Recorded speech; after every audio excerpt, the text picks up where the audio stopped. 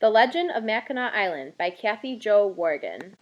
Long, long ago, Earth was a quiet place covered entirely with water. There were no mountains or valleys. There were no forests or meadows. There was nothing but one brilliant blue sea with a dark, murky bottom far, far below. But life upon this giant world of water was dazzling and bright. It was filled with the rustling of waves, the splashing of ducks, and the jumping of quick, silvery fish. There were many animals here, and their days were filled with laughter and friendship. In the morning, loons carried soft, downy chicks on their backs, keeping them warm and dry. In the afternoon, otters played silly games upon the water, rolling their long bodies between the curve of the waves. And while the other animals played, beavers bustled back and forth, slapping their flat and shiny tails upon the water. All around them, wee little muskrats tried to keep pace, their small, flat paws paddling eagerly against the waves. In the midst of these fast and playful animals was one special creature who was quiet and slow. His name was Mackinac, and he was the oldest, wisest, and largest painted turtle to live in the great blue water. Every day, Mackinac floated upon the water in a calm and steady way. And as he floated, he would lift his large, wrinkled neck into the air and blink his deep, round eyes. Mackinac carried the wisdom of centuries in his words and always greeted his friends with a slow and upward smile. The animals were always delighted when Mackinac floated by because if they were cold or tired, he would let them climb upon his back to rest in the warm afternoon sun.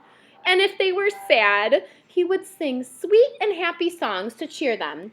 And sometimes, when the air was still and the moment was just right, all of the animals would gather around Mackinac and listen carefully as he told them wonderful stories about their great world of water. One day, Mackinac swam steadily toward the other animals. His old, weathered face appeared quite serious, and in a low, broad voice, he told the animals how the great spirit of the sky said that now was the time to build a beautiful piece of land for all the animals to rest upon. Mackinac then told the animals that one of them must dive through the depths of the water and bring up one handful of rich, wet soil and place it upon his back. This, said Mackinac, would be the beginning of a brand new world. The animals chattered with excitement, and the wise old turtle raised his head and spoke clearly to all of them. I shall give to you a special home upon my weathered back where rivers run beneath the sun in red and gold and black, to rest upon the water blue, a land so new, a land so new. Naturally, Loon wanted to be the first to try because she was the most loyal of all the creatures and always willing to prove her devotion. She pulled her broad wings tightly to her back, stretched her long, graceful neck, and pointed herself toward the bottom of the world. Moments later, she was up again without a grain of soil in her bill. Disappointed, she hopped aboard Mackinac's back to dry her feathers in the sun. Beaver, the most resourceful and hardest working of all animals, decided that he should be the next to try. He stiffened his back and twitched his nose and with a loud slap of the tail, dove deep to the bottom of the world. Small waves rolled over the spot where Beaver disappeared.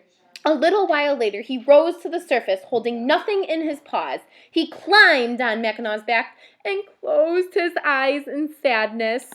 Then Otter decided it was her turn to try. With a twist, a turn, and a flip of the tail, she plunged into the depths far below. Otter bobbed up to the surface several times, each time diving deeper and deeper. Eventually, she reappeared, and with no soil in her forefeet, she slipped onto the great turtle's back and let out a long, soft sigh. The animals rested quietly on Mackinac's back, feeling very sad. While they were sitting there, Muskrat came swimming by, and the weary animals told him about their struggle to grab a handful of soil from the bottom of the world. Muskrat was eager to help his friends, so he told Mackinac and the other animals that he would dive to the dark and murky bottom far below. Loon, Beaver, and Otter all laughed loudly because Muskrat was the smallest and most humble of the creatures. His paws were tiny, and his back was weak. Surely he would fail. But Mackinac did not laugh because he was kind and wise, and because he was a good friend to all animals. He smiled at Muskrat and nodded his head in a slow, gentle way, approving Muskrat's offer.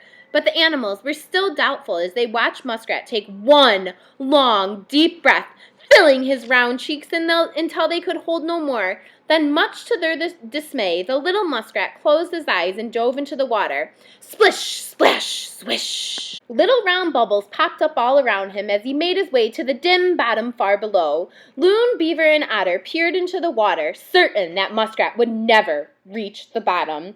They knew the journey was very long and dark, and they believed he would return quickly with no soil in his grasp. They waited and they watched, but no muskrat. The animals waited some more, but no muskrat. Time passed and they began to worry. They felt sad that they had laughed so cruelly at their little friend. Loon let out a long, mournful cry. No muskrat! Beaver folded his busy hands and lowered his broad, dark face. No muskrat! Otter stiffened her body and sat straight and still and was unusually serious. Still no muskrat. And as they waited, dusk began to fall, and the water shimmered in the fading sunlight. The animals searched every wave and swell. They listened to each splash and ripple, hoping to see Muskrat, but he did not reappear. The sky began to fill with the whisper of clouds, and all the animals were hushed and with sadness. A giant tear rolled slowly out of the corner of Mackinac's eye. Loon, Beaver, and Otter saw the tear slip down the great turtle's cheek, and began to weep softly in the moonlight for the loss of their friend and the hope of a new land.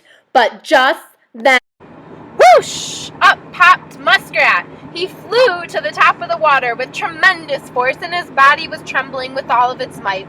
His eyes were open wide, and his cheeks were nearly blue, but wedged in the grasp of his small, furry paws was the rich, dark soil that was needed to make the beautiful new land. Hooray! Hooray!